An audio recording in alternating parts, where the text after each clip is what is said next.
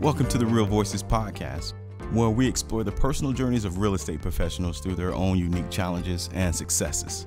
Real Voices is brought to you by Equitable Title and Escrow, providing a better approach to title and escrow through team support and innovative services. Welcome to another episode. I am your host, Marla Randolph. We have another great guest, Paula Campbell, with us. Thank you for coming on. Thanks for having me. Yeah, I appreciate it. So tell me a little bit about how long have you been in the industry? Who do you serve? And what does that look like for you? Why did you come into real estate? Well, I've been in the industry about a year and a half. Okay. It was a hidden blessing. Let's call it a hidden blessing. I had been an insurance builder for 20 years. Okay. And with the advent of COVID, that came to an end. And I took the opportunity and jumped in with both feet. Okay. Yeah. So 20 years in coding and billing, you said? Yes. Okay. Yes, I was billing for doctors and hospitals. Okay. So this is a completely different ball game for you then, huh? Yes and no. All right. Yes and no. Tell me about the yes then. What's the same? The yes is the attention to detail. Okay. And the ability to be focused and persistent. Especially in this market. Yes, right? yes. Okay. Do you find yourself mainly working with buyers or sellers right now? Both. Okay. Both. It's been a mixed bag so far. Okay. Yeah. All right. Yeah. And as far as your reason for real estate, why this? I mean, there's a myriad of, you could have went and sold cars. Any number of things I could have done. Yes, there are. Before we moved to Arizona, we were helped by a real estate agent. We had become great friends with him before we ever decided to move. And he and I would sit and have long conversations about real estate, very interesting conversations about what a lot of people think is a boring subject, an intimidating subject. And Right. we would have long conversations. And so when we got ready to move, he's the one who helped us. And we were glad for his assistance. Okay. Steve Gonzalez with HomeSmart up in Colorado, just to give him a shout out. But so then I could see the potential to help other people. Yeah. When I decided to take up real estate. Okay. Helping others. That's the name of the game. It's here. the name of the game. It Yeah. really is. Yeah. Yeah. So you said you moved here. How long have you guys lived here in Arizona? About 2.5 years. Okay. And where are you coming from? Western Colorado. Okay. So what was that move for? What brought you to the That would be Sunshine a blonde-haired little girl about yay tall. Okay. Our granddaughter, her dad was stationed at Luke Air Force Base. Okay. So yeah, we're Blue Star parents times 2. Ah. And so they were living down here, and we got really tired of leaving her when we'd have to go back home. Makes And sense. so we moved down here to be closer to her. And then about a year later, they got transferred to Virginia. Makes sense. Okay. So, yeah, here we are. It happens. It does. That's the military. That's the for life you. of the military, yeah. I wanted to go back a little bit about your transition into real estate Mm-hmm. and kind of the I guess who you serve. What does that look like for you? Who are you trying to help out the most? Well, I like to say that I'm the cigar-smoking, bourbon-drinking, motorcycle-riding, silver-haired Granny Realtor. So those are my people. Yeah. The military, I love the military community. Like to be able to help them out as they transfer around. So, yeah. So talk to me about your bike. What kind of a bike do you have? I ride a 2015 Goldwing F6B. Goldwing, huh?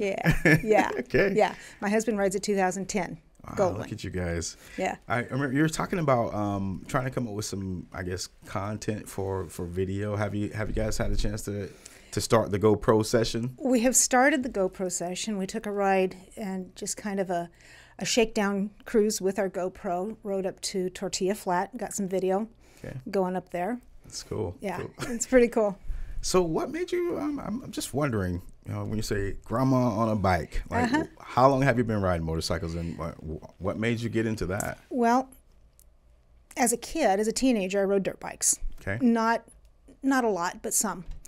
But over our 37 years of marriage, my husband and I have ridden one variety of bike or another, typically 2 up. We call them our marriage counselor. But about 6 years ago, I started paying attention as he's riding his Goldwing, because it was brought to my attention as a passenger, you need to be paying attention to what he's doing. If something happens to him, can you ride that bike down safely? Can you get it to a stop without crashing? And the more I did that, the more I thought, I wonder if I could ride my own bike. Okay. And so, I did. Yeah. So I've been on my own bike. This will be my 5th year. Man, you have much more, I guess, I don't know what the words I want to use right there, stones than I do. It's one of those things I'm like, you probably never catch me on a motorcycle. Yeah. I'm pretty afraid of the falling there.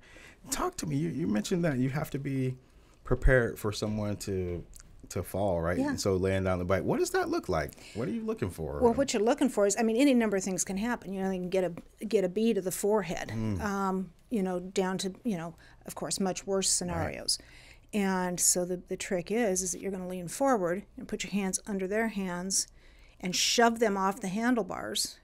You have to know how to decrease the speed. You're standing on the back pegs, leaning forward, and steering that bike down to a slow fall instead of a fast crash. Wow. So is that something you actually train for, or you just hopefully you know how to do it when it happens? We did a little bit. He put it up on the center stand, and he'd sit up there and understanding that if something were to happen, he's probably going to have a death grip on those handlebars. Yeah. And so that's the reason for coming up underneath and essentially hitting his hands away. Wow. Man, that's fascinating to me. I appreciate that. That's fascinating. Yeah. Okay. Yeah. Well. And you have to be quick. Man, it's like talking about split seconds. So. Yeah. Okay. Yeah. Fortunately, nothing has ever happened. Yeah. To us. I've never even thought about the passenger in the back. When I see people passing by, I'm like, man, that person's. Now I'll be like, man, are they paying attention? They're ready to go? Okay. I appreciate that perspective. That's new to me. Thank you. Yeah. We always taught the kids growing up, and then our grandkids, and it was a contest in the car to see who could find the most motorcycles, because people don't see motorcycles. Right. And so when the kids start counting the motorcycles they've seen, subconsciously the parents see them too. I like that. That's good. Good technique. You guys hear that? It's great. It's great. Thank you. Talk to me about your first year in real estate. What was your greatest struggle? My greatest struggle was, it's probably the same as everybody else, trying to find those people that I could help. And they did come along, they did, trying to get a system in place, and that's still something I'm working on, is getting a system in place to let those folks know that I'm here and I'm willing and ready to help. Yeah. So what do you feel like your greatest accomplishment has been, or the hump that you felt like you've overcome in the last 2 years, I guess? Yeah, well, probably getting more comfortable in my own skin with what I'm doing. Okay. That's probably been the biggest thing, and it's probably something I'll still struggle with, probably the rest of my life. But becoming more confident with what I'm doing, and knowing that I know that if I don't know the answers to the questions, I know where to go find them, because I've got a great group of people that back me up on that. Yeah, that makes sense. Having that team and understanding the team aspect of it all. Yeah. When did you feel like you finally felt that comfort and confidence that you do have a team support you? When did you feel like you felt that, or at least came to understand that? I don't know if there was any particular moment, but it's been probably the last year or so that I've known that there are people that I can turn to. Right. The beauty of this industry is that there's a lot of collaboration that goes on. Right. A lot of it. Yeah. Thank you for saying that. Oftentimes, I think a lot of agents feel either intimidated, especially when there's an agent in their presence who may be really successful at what they're doing. Maybe they're feeling intimidated, they won't listen or they won't hear, but there is a lot of collab. There really is. Okay. Yeah. Thank you. I wanted to talk a little about your childhood. You mentioned riding dirt bikes, man. Were you a tomboy, or were you? I was a farm kid. Okay, I was a farm that kid, makes sense. Okay. Yeah. Talk to me about your childhood. What were your What were your role models like? Who were they, and what did you look up? Who did you look up to? Well, in retrospect, because as a kid you're not aware. You're just totally not aware. In retrospect, my folks, my parents. Today's the anniversary of my mother's death. Okay. But the two of my parents started dating when I want to say mom was 14 and dad was 15. Wow. And that was it. Yeah. And the two of them teamed up, and they were a great team and set a great example for my brother and I. Yeah. And to this day, you know, part of when I make decisions, it's based on, well, what would they say? You know, would they think that's a good idea? Yeah. I like that you said a team. I think sometimes we're not looking at it as our family as in that way, and that we really are. Yeah. Going after the same goals, hopefully, and moving the same direction. Right. Yeah. Thank you. What did you want to be when you grew up, when you were a little girl? Oh, what does every farm girl want to be? I don't know. A veterinarian. Oh. You still love animals? Oh, I still do. Okay. Yes. Did you go down that path at all, or when did that end? A little bit. When the kids were little, I worked as a vet tech. Okay. For several years. But okay. Yeah. Okay. I'm always fascinated, especially people who grew up around animals, and just kind of having the understanding and the sacredness of life. What was that like for you, having, I guess, to approach that once you've raised an animal to come to a point where, all right, now you got to eat. The phrase is my responsibility is to feed you and care for you until such time as you feed and care for me. It has to be approached from a humane aspect, you know, and I was always taught that, you know, we care for them. We don't keep them at arm's length. You know, you and the time comes that then it's their turn. Yeah, man. So how has that understanding that kind of shaped you throughout life? Has it been a benefit for you now that you're away from the farm? Yeah, I think it has. I think to understand where things come from, you know, our meat does not come from the grocery store, you know, our milk does not come from the grocery store. You know, so I think that helps with that quite a bit. I appreciate that. That's a great perspective that sometimes I realize that I just don't have, having to ever do anything like that. My kids don't. I try and explain to them when we're eating, I try and tell them that's a bird. That's not chicken, right? It's a bird, right? So that they understand it had body parts and all that. And sometimes they're like, no, we're eating cow tonight. Why do you have to say it like that? Because that's what we're eating.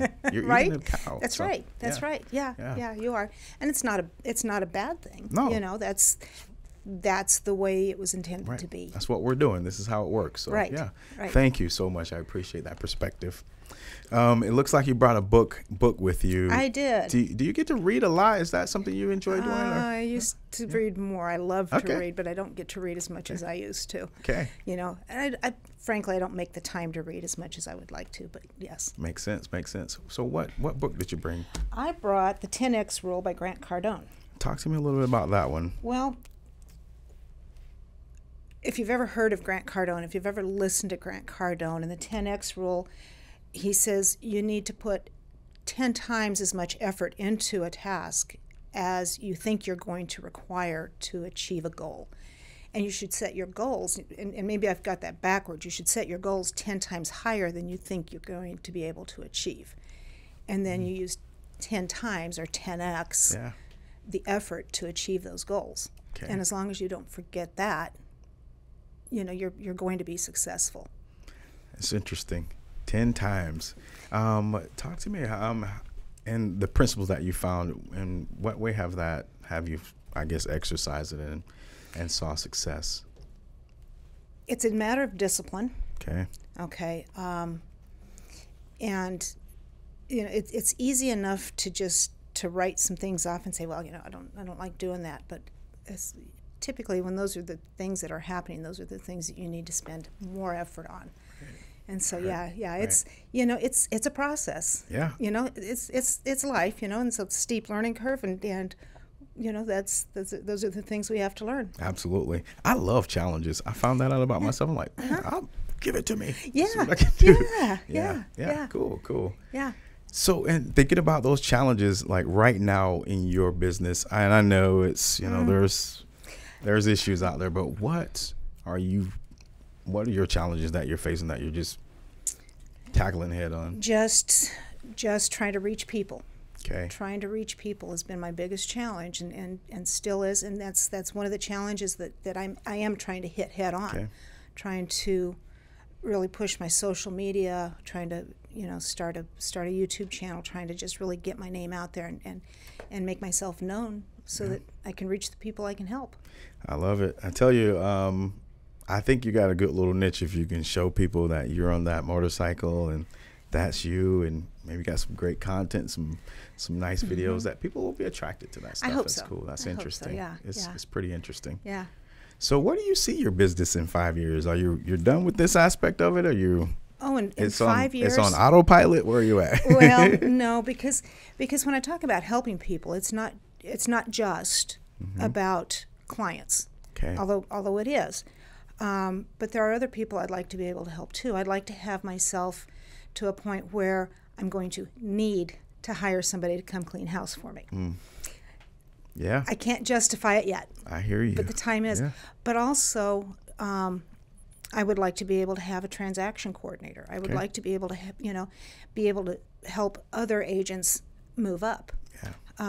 I have particular people in mind, of course, that could use a lift up. Yeah. But that doesn't necessarily mean I'm going to be able to affect them. Yeah. But So just continue lifting the next 5 years. Okay. Yes. I like it.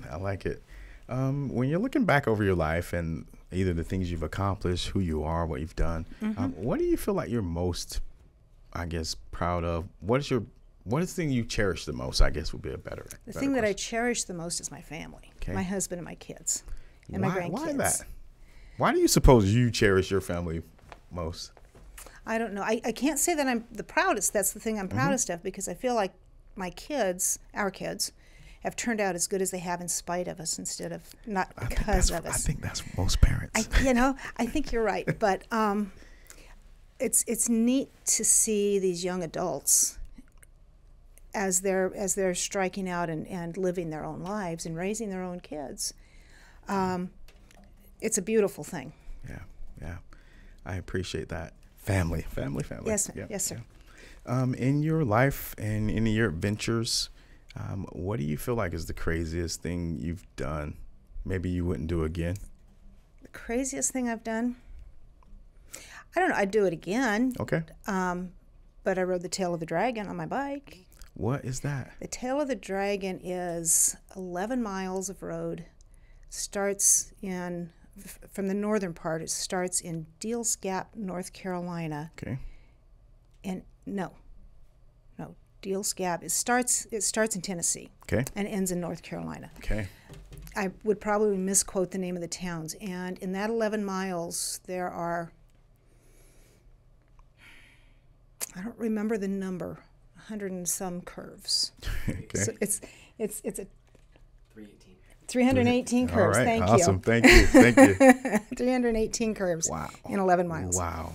Yeah. Wow. And so the craziest part of that, and I think that's one of the coolest things I've done, but the craziest part of that is at the bottom of it, down in North Carolina, is the Tree of Shame. Okay. It's this big, I would say a cottonwood tree, I'm not sure, but a big tree with parts of motorcycles that have fallen off. or been wrecked. Wow. And there's a sign underneath it, beware of falling parts, because apparently the parts have a tendency to fall out of the tree. You don't want to get whacked by a motorcycle part while you're standing underneath there looking up at it. Man. Okay. Yeah. That is interesting. Wow. I'm gonna have to Google that. I'm gonna have to look that up. You should look that Okay. up. Man, that's pretty cool. Somewhere I've got a video of it. You're gonna have to pull that out. I've got to find it. Yeah. That is pretty cool. Thank you for sharing that. That's a neat adventure. So, I guess where can the people find you? Where can people locate you and get a hold of you at? Well, my website is paulacampbelltherealtor.com. 602-341-0886. My email is azhomes@paulacampbelltherealtor.com. I'm on Instagram. I'm on TikTok. All right. Well, I guess in kind of closing, when can we expect to see those videos coming out with your new YouTube channel? Well, hopefully in the next week or two. I'm still mastering the art of editing those. All right, sounds good. Yeah. The cigar smoking, bourbon drinking, motorcycle grandma. Yeah. All right. Thank you so much for coming on. Appreciate it. Thanks for having me.